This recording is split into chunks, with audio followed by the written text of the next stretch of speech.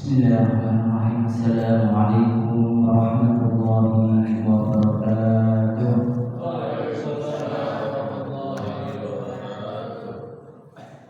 Jemaah muslimin hadirin yang semoga dimuliakan oleh Allah, marilah kita mulai taat menuruti pada malam hari ini. Marilah kita awali membaca surat Al-Fatihah dan nanti kita lanjutkan dengan membaca doa. Bismillahirrahmanirrahim.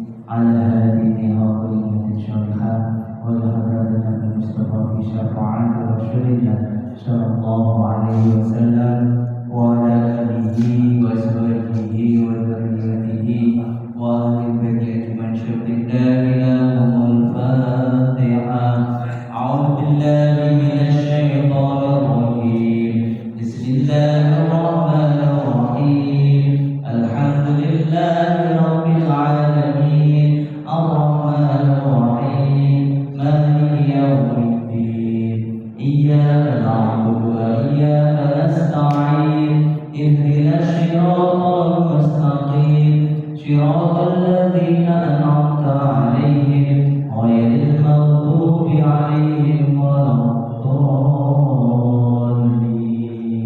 Amin. Bismillahirrahmanirrahim. Kalamu qadimu la yumallu sama'uhu tanazzaha an qawlin wa fi'lin wa niyyati tanazzaha an qawlin wa fi'lin wa niyyati bi asbabi min kulli da'in wa nuruhu dalilun li qalbin najabi wa hayrati dalilun li qalbin najabi wa hayrati fa ya rabbi madrini bi sirri hurufihi wa nawwir bihi qalbi wa sam'i wa mubalati wa nawwir bihi qalbi wa sam'i wa mubalati.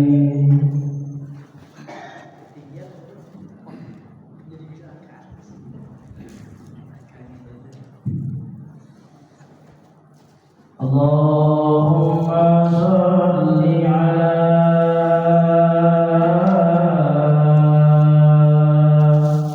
sayyidina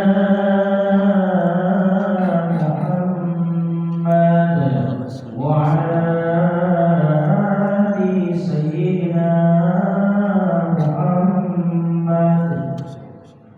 Ya Rabbi bil Mustafa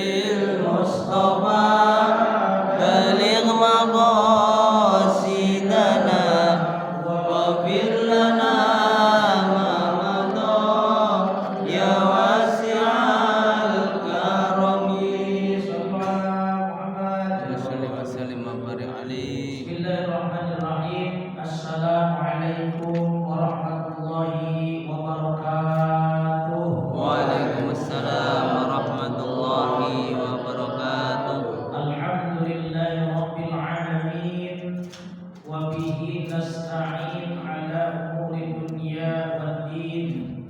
Wassalatu wassalamu ala sayyidina Muhammadin Allahumma sholli wa sallim وعلى آله وصحبه وأمته أجمعين. التحيات المباركات الصلوات الطيبات لله. السلام عليك أيها النبي ورحمة الله وبركاته. السلام علينا وعلى عباد الله الصالحين. أشهد أن لا إله إلا الله وأشهد أن محمدا رسول الله. أما بعد. Sehat Bapak Ibu? Alhamdulillah. Alhamdulillah. Pertama, marilah kita panjatkan rasa syukur kita kepada Allah yang alhamdulillah kita masih terus diberikan kesempatan, masih diberikan waktu oleh Allah untuk bersama-sama memperbaiki diri, bertobat atas kesalahan-kesalahan kita selama ini. Mungkin kita tidak menyadari betapa banyak peluang dosa dalam kehidupan kita. Dosa memang tidak hanya sekedar perbuatan yang keji, tapi dosa juga bisa lahir hanya gara-gara berpikir negatif tentang orang lain. Itu udah dosa. Saya nggak nyolong Pak Ustaz, saya nggak merampok, saya tidak berzina, saya tidak menipu, tapi berpikir negatif sama orang, pikirannya suudzon kepada orang, itu juga dosa, ya, itu dosa. Maka kesempatan umur, kesempatan usia yang Allah berikan ini semoga menjadi peluang dosa-dosa kita diampuni oleh Allah Subhanahu wa taala. Amin ya rabbal alamin. Shalawat dan salam semoga tercurah kepada baginda alam Nabi Muhammad sallallahu alaihi wasallam. Beliau yang bukan hanya mengajarkan tapi mencontohkan.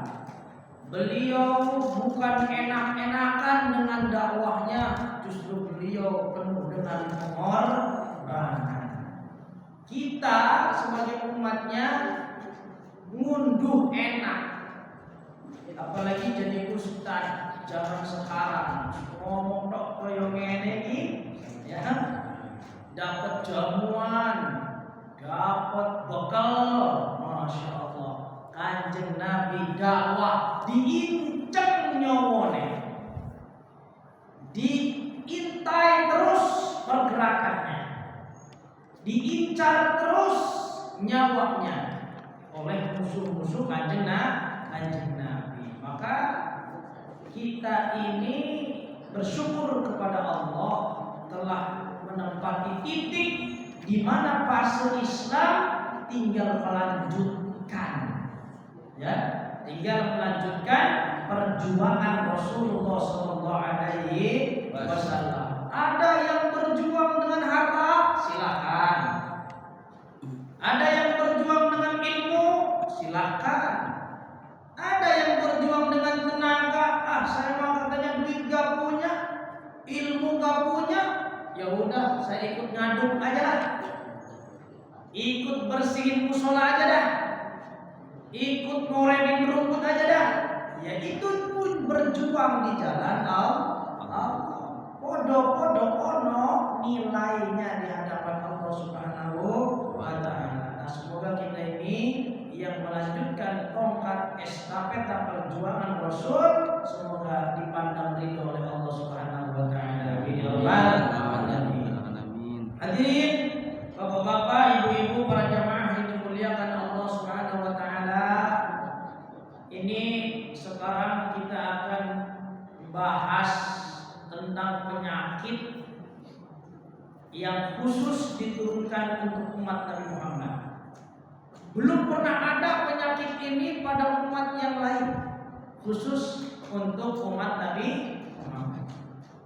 Bukan sihir, tidak perlu tirakat, tidak perlu puasa, tidak perlu bertapa, tapi efeknya dahsyat, bahkan bisa sampai membunuh orang.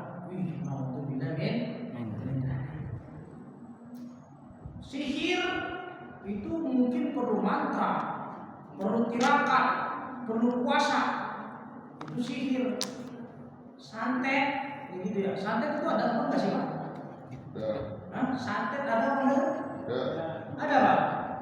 Tapi ada orang yang nggak percaya santet Pak. Ya, sampai nantang-nantang di media sosial.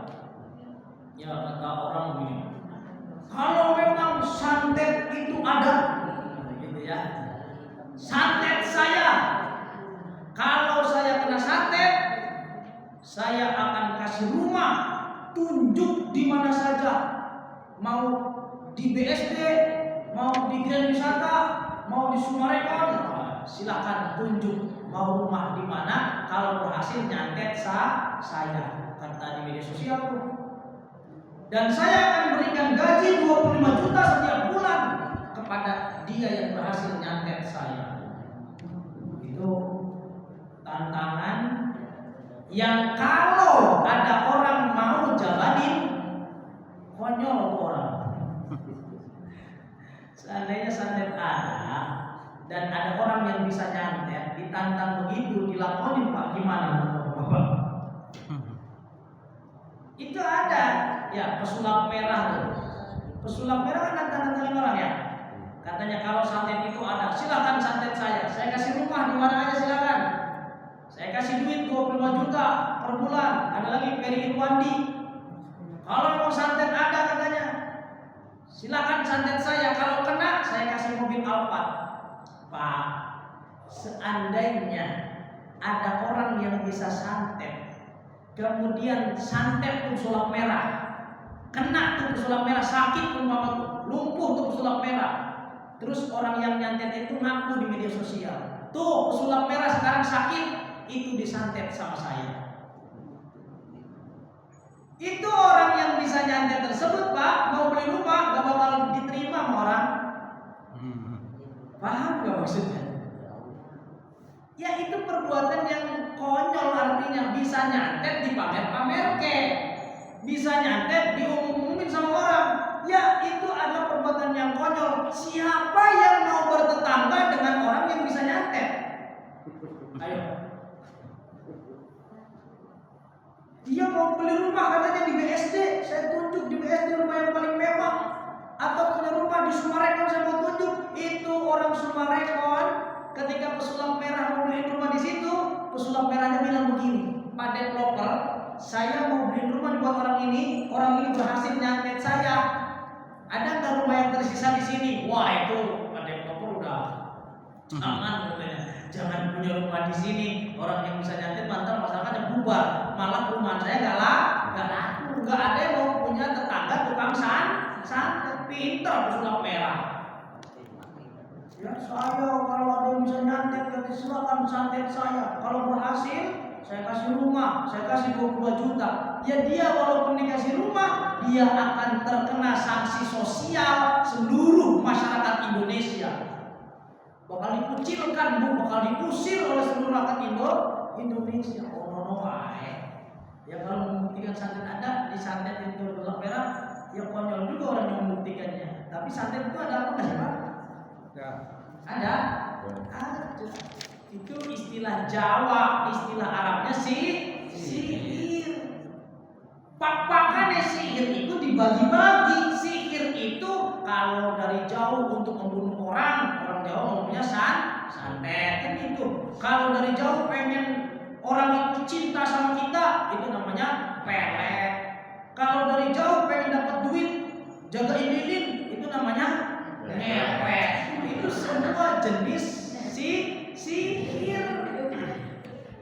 Ngepet. Kalau udah gak punya duit, lapar, ngambil kotak masjid, itu namanya nyopet. Karena kepet mencret. Ya Allah. Jadi ada ya Pak, santet itu istilah Nusantara, istilah daripada orang Jawa untuk menyebut sihir. Jenisnya itu santet, pelet, ngepet, segala macam lah ya. Itu jenisnya. Memang pinter banget ya, nantang-nantangin orang lah. Kalau ditantangin terus dijabanin, Yang menjabal ini itu bunuh diri berarti dia. Ya, sama saja orang itu menjerumuskan dirinya ke dalam sanksi sosial lah, bahaya. Seumur hidup gak bakal ada yang mau bisnis sama dia. Seumur hidup gak bakal ada yang mau bertetangga sama dia. Lah ngapain dapat duit 25 juta juga kalau nggak bisa kemana-mana? Wah itu ternyata dukun santet itu loh ya. Itu awas hati-hati, orang pada mireh kabeh. Kalau mirehnya, kalau bahasa sekarang mireh itu menyingkir. Sama kan bapak-bapak yang bilang mireh. Kan ada yang mireh, itu mireh. Iya deh, udah ada tuh. Tanyanya tuh kalau besar. Nak mireh. Wes itu santet. Ini bukan santet. Ini bukan sihir. Ini bukan bertapa. Ini bukan mantra. Tapi Nabi mengatakan al-ainu haqqun. Penyakit ain itu nyata. Penyakit apa namanya, Bu? Ain. Penyakit ain. Apa penyakit ain? Bismillahirrahmanirrahim. Qala al-muallif rahimahullah ta'ala wa nafa'ana bihi wa bi ulumihi fid dharain amin ya rabbal alamin. Hadasani Malik bercerita kepadaku an Ibnu Syihab dari putranya Syihab, an Abi Umamah dari Abi Umamah bin Sahal bin Hunayfin dari putranya Sahal putranya Hunayfin, annahu qala bahwasanya Malik berkata qala ra'a Amir bin Rabi'ah Sahal bin Hunayfin yaghtasilu. Pernah waktu itu Amir melihat sahabat Sahal lagi mandi. Siapa yang melihat, Pak? Sahabat Sahal. Siapa yang melihat? Amir. Sahabat Amir melihat sahabat Sahal lagi mandi. Waqala, maka berkatalah sahabat Amir, ma ra'aitu kal yaumi wala jilda mukhbatin. Saya enggak pernah melihat kulit putih seputih kulitnya Sahal. Jadi kulitnya sahabat Sahal putih bersih. Kata sahabat Amir yang melihat, saya belum pernah melihat kulit seputih itu putih banget, walaupun kepada seorang gadis saya belum pernah melihat tuh kulit seputih itu seperti kulitnya Sahal. Falubito Sahlun, maka Sahal lumpuh, jatuh sakit. Masya Allah. Lupa. Pakai mantra tak? Tidak. Bertapa enggak? Tidak. Cuman dipuji itu langsung lumpuh. Wede, tambah ganteng aja ente sekarang. Bahaya. Hati-hati. Sahal diapain? Hanya dipuji oleh Amir dari kejauhan. Saya belum pernah lihat kulit seputih itu meskipun kulit seorang gadis. Saking putih bersihnya kulitnya sahabat Sahal. Wa utiya mongko den tekaake sapa Rasulullah sallallahu alaihi wasallam, dan Rasulullah didatangkan. Fakila, maka ditanyakan kepada Rasul, ya Rasulullah, utusan Allah, halaka fi Sahl bin Hunayfin, apa menurut engkau nih yang terjadi kepada Sahal? Sahal riwayat kolesterol enggak punya, riwayat jantung enggak punya, riwayat ginjal enggak punya, riwayat liver enggak punya. Kenapa tiba-tiba lumpuh? Kenapa tiba-tiba enggak bisa ngapa-ngapain? Ini pernah bapak saya kayak gini, 4 hari gak bisa bangun, sampai kepala aja gak bisa gerak, saking lumpuhnya semua badannya, lumpuhnya semuanya. Nah, mungkin gambarnya kayak gitu kali. Jadi saya gak sakit, gak apa, soalnya jalan-jalan, saya di Subang jalan-jalan sama ibu saya, malamnya tidur biasa, paginya gak bisa apa-apa. Cuma jari tangan yang bisa gerak. Kepala nggak bisa gerak, gini aja nggak bisa. Itu pernah. Diangkat aja nggak bisa apa diangkat? Diangkat nggak bisa. Abah saya kan suka ngobatin orang stroke. Pas begitu dipegang sama abah saya almarhum, kamu mau kayak bukan stroke, kata abah saya. Bingung abah saya. Diurut, kan abah saya juga ahli makhluk pengobatan orang buta itu diobatin sama abah, orang stroke, patah tulang, ya pokoknya medis dan non medis lah abah ya. Abah saya di kampung di Subang almarhum, pas melihat anaknya begitu, ini bukan stroke, kok aneh begini, katanya urat-uratnya masih bener, apa-apa kok nggak bisa gerak, diangkat aja nggak bisa pak. Kenapa? Saking tidak ada pertahanannya dari saya. Kan orang lumpuh umpama keteknya diangkat bisa kan pak? Itu saya nggak bisa diangkat, saking nggak bisa nahan, ketek saya nggak bisa nahan, monyor gitu, berat banget saya diangkat. Pas ke kamar mandi itu digelesakin, kamar mandi geletak. Itu 4 hari saya begitu.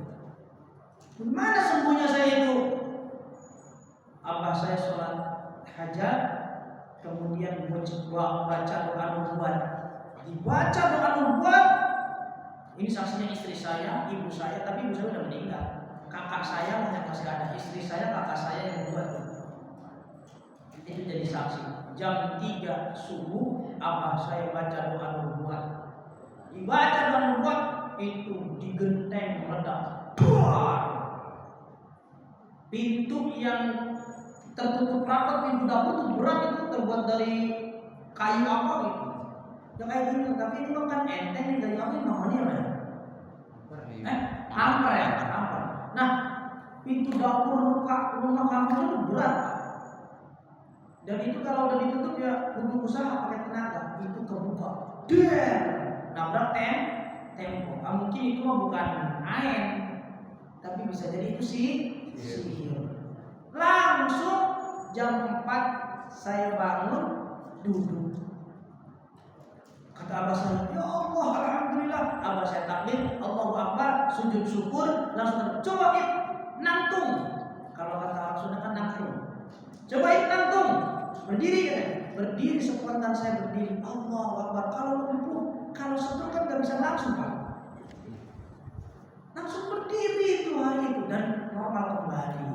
Masya Allah. Saya tanya, kenapa bapak itu? Enggak, kamu mau kecapean aja, kecapean. Pas udah lama kerja itu udah 4 tahun, saya tanya lagi, Bah, waktu saya lumpuh itu kenapa ya Bah? Itu mah ada yang doain kamu, gitu. Makanya hati-hati. Iya sih, dulu saya apa aja orang nantang debat saya layani dulu Pak. Ustaz siapa aja nantang debat saya layani dulu. Sekarang mau enggak deh, udah masing-masing aja dulu. Ya kalau memang ada dasarnya dia, kecuali salah ya Pak, kecuali dia salah kemudian menyesatkan orang, ya kita harus punya kewajiban untuk sama-sama diskusi, bukan menyalahkan, diskusi. Di rumah tanggung debat, saya tanggung debat, ayo debat, bawa kitabmu, saya bawa kitab saya. 2 kali ditantang debat, saya udah datang, bawa kitab saya, dia udah datang. Sekali lagi, ayo bawa kitabnya, bawa lagi, disaksikan oleh kepala DKM, oleh rentengan DKM, oleh staf DKM. Ayo, mana dalilnya, mana kitab-kitab, mana ulama-ulamanya? 2 kali nggak datang. Dari kejadian itu sering debat sama orang kayak gitu. Naudzubillah min itu terjadi pernah pada diri saya. Nah ini tapi sahal ini gak disantet, sahal ini gak disihir, cuman dipuji. Akhirnya didatangkan Rasul, ya Rasulullah, ini kenapa kira-kira sahal jadi kayak gini ya? Kemudian para sahabat bilang, wallahi ma yarfa'u rasahu, demi Allah Nabi, ini sahal gak bisa angkat kepalanya loh, kepalanya aja gak bisa diangkat oleh dirinya. Kemudian faqala, hal nattahimu lahu hadat? Apakah ada di antara kalian yang memujinya? Gitu ya. Faqalu, lalu para sahabat berkata, nattahimu Amir bin Rabi'ah. Oh, itu yang puji adalah Amir bin Rabi'ah. Qala pada Rasulullah SAW amiran, maka Rasulullah memanggil Amir, fataghayyadu alaihi, lalu Nabi agak keras ngomong kepada Amir. Apa yang dikatakan Nabi? Alama yaqtulu ahadukum akhahu, sungguh tega ya. Ada orang yang mau bunuh sahabatnya sendiri. Ada orang yang mau bunuh saudaranya sendiri. Amir nggak paham. Kan dia ngapa-ngapain, nyantet orang, nyihir orang, ya, berniat jahat tidak. Tapi saking kerasnya itu dilarang sampai Nabi bilang, alama yaqtulu ahadukum akhahu, apakah tega seseorang membunuh saudaranya sendiri? Ala barikta, harusnya kamu ketika memuji orang lain jangan lupa doakan keberkahan buat dirinya. Jadi bapak-bapak, ini pelajaran buat kita. Ada orang usahanya maju, wih keren usahanya tambah maju, barakallah, semoga Allah berkahi usahanya. Jangan dipuji doang, bahaya, bisa-bisa besok bangkrut. Ya, bisa-bisa besok bangkrut. Tambah ganteng aja ini sekarang, bisa-bisa besok sakit, keriput dah. Ya, wih mantep, rumahnya bagus banget ya rumahnya, bisa-bisa besok kebakaran. Kan Allah alam apa yang menjadi airnya nanti, apa yang menjadi penyakitnya nanti. Maka kata Nabi, ala barikta, kalau engkau melihat kenikmatan kepada orang lain, alangkah baiknya engkau taburkan doa keberkahan untuknya. Jadi kalau bapak-bapak melihat usaha temannya maju, melihat rumah tangga orang romantis, jangan lupa bilang barakallah. Semoga Allah memberkahi rumah tanggamu, semoga Allah memberkahi usahamu, semoga Allah memberkahi ilmumu, semoga Allah memberkahi popularitasmu, semoga diberkahi oleh Allah. Bisa-bisa kekaguman itu menyebabkan orang meninggal dunia, malahan bisa membunuh orang. Ini ngeri ya. Pokoknya apa ini? Pesannya adalah kalau kita melihat nikmat pada diri orang lain, maka kita katakan barakallah, supaya orang itu diberkahi oleh Allah. Jangan dipuji doang, kan orang Indonesia kadang-kadang basa-basi kayak gitu ya. Kondangan nih, ngomong bangga, wih, tambah ganteng aja sekarang, tampak muda sekarang.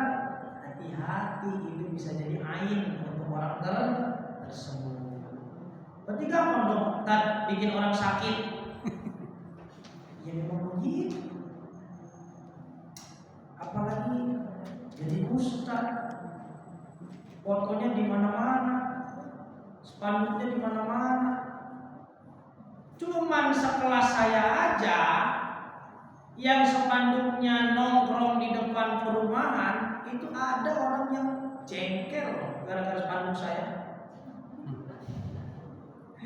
Jadi tahun 2 tahun yang lalu kalau nggak salah, saya tuh khotib Idul Fitri di Darul Khairat Taman Raya RW 21. Spanduknya dipasang di depan gerbang Taman Raya. Itu nggak dicopot-copot sampai menjelang Idul Adha. Nongkrong ada foto saya di situ. Mana fotonya editan lagi? Jadi putih banget kan saya di situ di editan. Jadi kaset banget kan kelihatannya. Orang senang kali melihat foto saya di WA itu saya. Orang yang nge-WA-nya nggak pakai salam, nggak pakai sapaan, langsung ngomong gini, "Woi, itu spanduk gak dicopot-copot, bablas apa?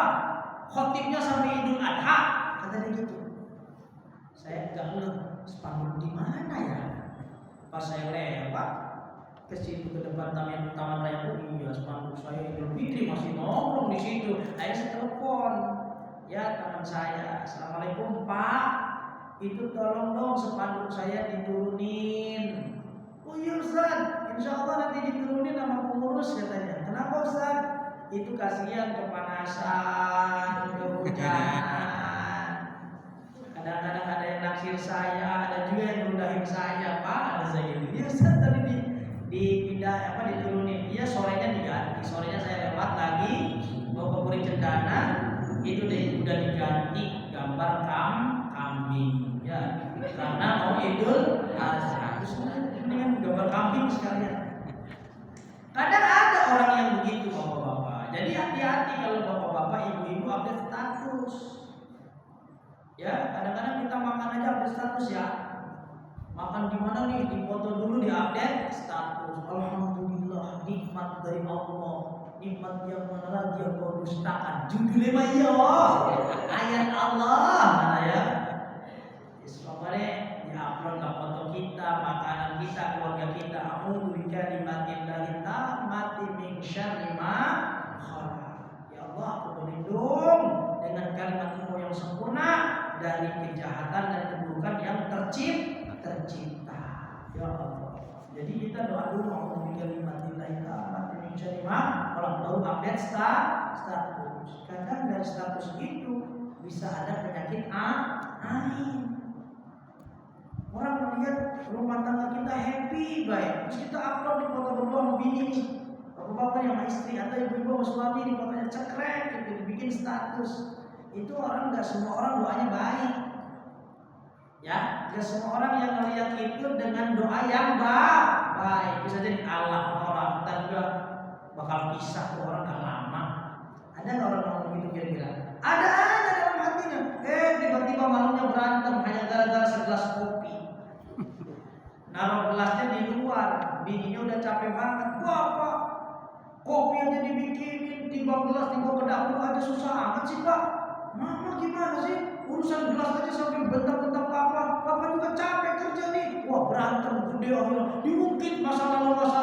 Wah jadilah perpisahan. Naudzubillah min. Bisa jadi kena air.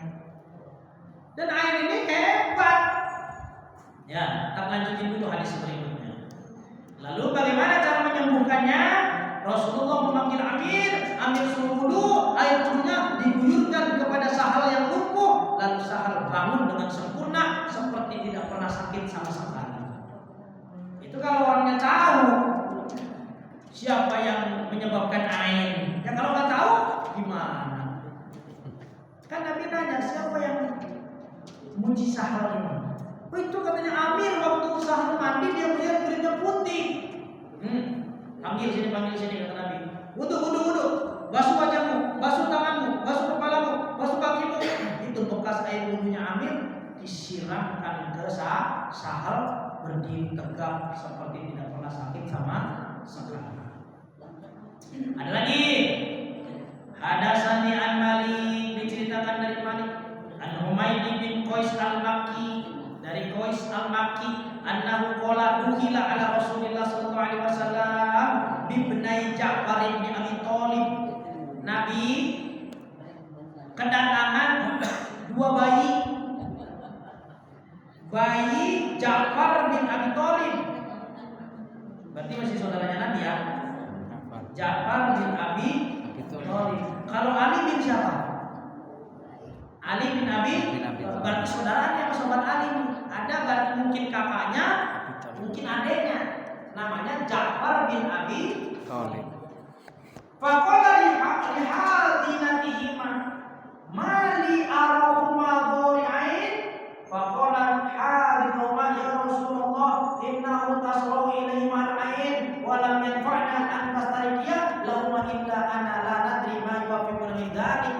Ya Allah, ya Rasulullah, ini bayi kena ain, udah disusuin nangis, ditidurkan nangis, diuyung-uyung nangis, orang sebabe. Sudah diperiksa apakah kegigit semut? Tidak. Apakah kejepit? Enggak. Apakah demam? Tidak. Tapi nangis orang mari-mari. Nangis gak berhenti. Ini kata tukang menyusuinya, jangan-jangan kena ain ya Rasulullah, yang mana kami tidak dapat mencegahnya. Lalu kata yabla. Wa qala Rasulullah SAW, istariqu lahuma wa innahu law sabaqa syai'un qadra la sabaqathu al-ain. Kata Nabi, ruqyah. Bayinya dikongkon ruqyah. Terus Nabi bilangnya begini, Bapak-bapak, ini serius. Tadi ngomongnya kan serius juga Nabi. Ala yaqtulu ahadun akhahu, saking kerasnya ayat tuh. Apakah tega seseorang membunuh saudaranya sendiri? Nah sekarang Nabi serius lagi ngomongnya tentang ayat. Apa Nabi bilang? Lau sabaqa syai'un al-qadra la sabaqathu al-ain.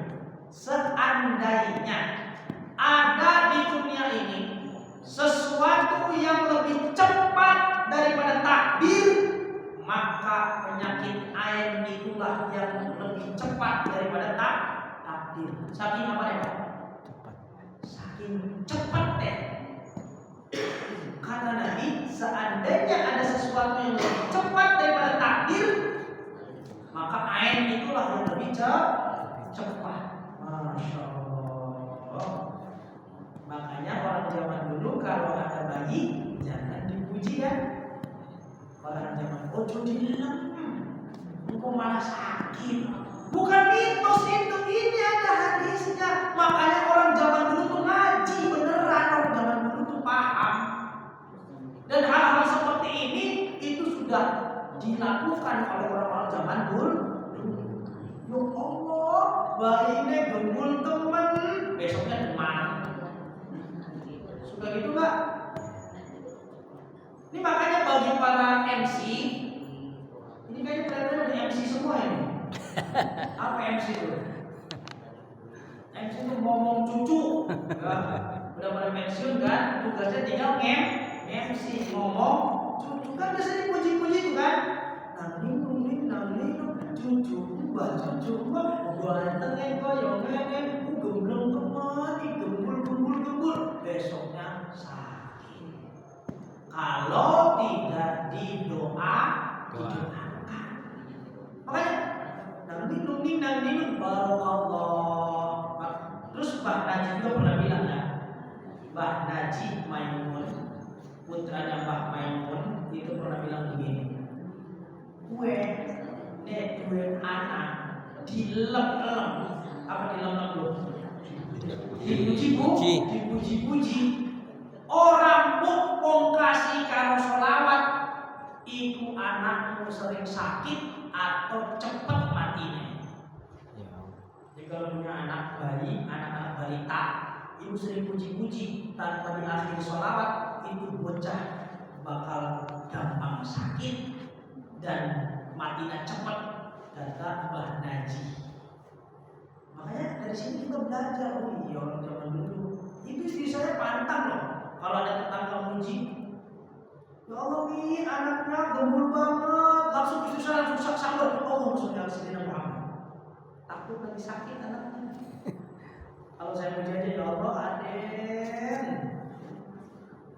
berat banget kamu, apa? Sholawat. Iya lupa Allah maksudnya Sayyidina Muhammad. Kalau sholawat langsung sakit ya bener Pak. Itu ayat bisa jadi dari orang tuanya sendiri. Maka kata Nabi dalam hadis ini mengatakan, lau salaqa syai'un qadra la sabaqathu an ainu. Seandainya ada sesuatu yang lebih cepat daripada takdir, maka ain ini yang lebih cepat daripada takdir.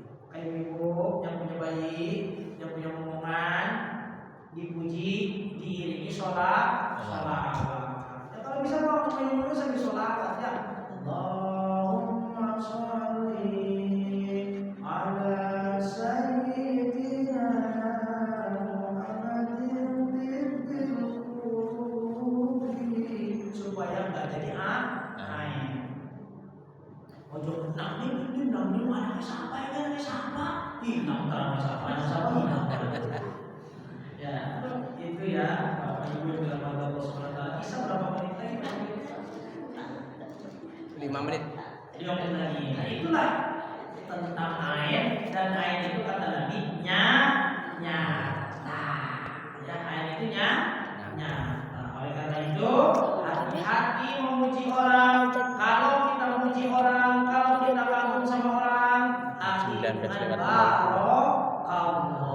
Kalau kita ngomong cucu, ngomong anak, muji anak tetangga, akhiri dengan sholawat atau juga bisa dengan barokah. Anaknya pintar teman yo, barokah. Anaknya ganteng teman yo, Allahumma sholli ala Muhammad.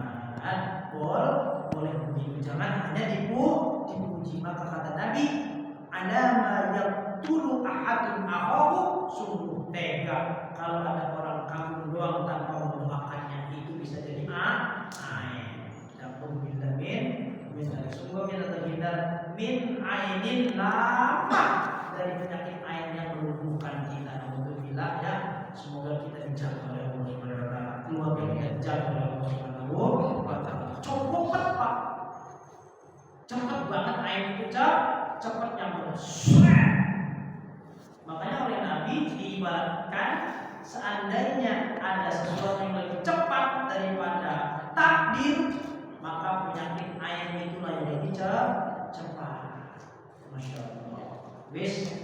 Makanya kalau update status, update foto, update kenikmatan, jangan lupa doa, minta perlindungan kepada Allah Subhanahu wa taala. Barangkali ada yang mau ditanyakan? Monggo silakan. Mau tanya mengenai ya yang berhubungan sama hadis tadi. Apa memang ada hadis, saya dulu pernah kalau nggak salah di waktu di aliyah itu, kalau ada yang memuji itu suruh menyemar pasir ya, apa memang ada hadisnya itu aja. Ya, memang itu ada yang mengatakan hadis ya, ada juga sumbernya saya nggak tahu, tapi ada istilah begitu. Karena apa? Ada juga ulama yang mengatakan ujian itu tiang gantungan. Ujian itu tiang gantungan. Jadi orang kalau dipuji jangan bangga dulu, pokoknya alhamdulillah, alhamdulillah nikmatillahi ta'amat min syarri ma khalaq. Ya Allah, muga-muga nikmatku iki berkah. Itu aja. Makanya benar kata Kiai siapa tuh yang di Bandung yang bilang, jangan sangka pujian itu nikmat buat kamu, pujian itu beban. Pujian itu bisa jadi pedang buat dirimu. Oh, itu benar omongan-omongan orang dulu, benar Pak. Ada dalilnya, ada asal usulnya, enggak asal ngarang gitu, enggak. Memang benar ada dalilnya. Cuma orang zaman dulu jarang kayak ini dalil enggak gitu, udah udah menjadi kehidupan sehari-hari. Ya benar, maksudnya ada yang seperti itu. Jadi kalau ada orang yang memujimu, maka taburkan pasir mukanya, lemparkan. Ada saking apanya? Saking bahayanya pujian. Ya, biar kabur orang begitu nggak muji-muji kita. Biar lagi ya. Mana orang memuji-muji saya? Mendingan muji Allah saja lah daripada muji saya. Gak ada pahalanya. Mendingan memuji Allah. Ya Allah ya Rabbi. Kita malah nyari pujian ya. Kita malah nyari puji. Saya juga sering kayak gitu, nyari pujian, nyari lembaga guys, kalau bilang kita ini. Mungkin dijaga kita semua oleh Allah ya. Itu saking bahaya apa? Saking bahaya pujian. Ada lagi pertanyaannya Bapak Ibu? Mbak sehat Mbak? Sehat alhamdulillah. Sehat. Sudah lama udah ketemu Mbak. Panjang umur barakallah Mbak. Ada lagi Mbak? Tidak ada ya. Kalau nggak ada saya minta doanya kepada bapak-bapak dan ibu-ibu. Insya Allah tanggal 7 Desember doain biar lancar,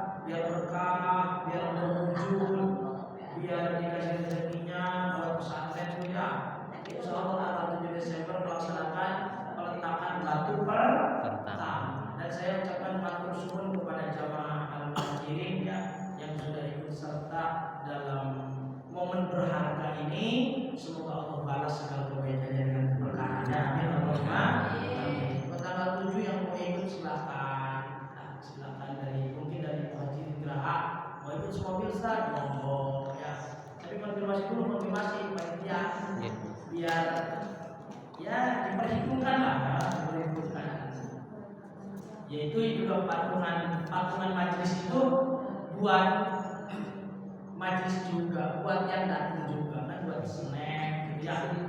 Mudah-mudahan Allah kasih kelancarannya. Melancarkan tanggal 7 Desember Pak. Cino Ahad pagi-pagi jam 8 mulainya. Berarti bapak-bapak kalau hadir di sana ya jam 7 atau jam 6 udah nyampe lah. Ke mau jogging dulu silakan di Lembur Pakuan, jogging dulu lah, berangkat jam 4 jogging di Lembur Pakuan sampai jam 6:30 berangkat ke lokasi pondok ya. Barangkali mau healing dulu, jogging di rumahnya Bapak Gubernur monggo ya. Karena dekat dari sini, dekat dari semuanya. Itu saja kalau ada isya ya. Assalamualaikum warahmatullahi wabarakatuh. Waalaikumsalam warahmatullahi wabarakatuh.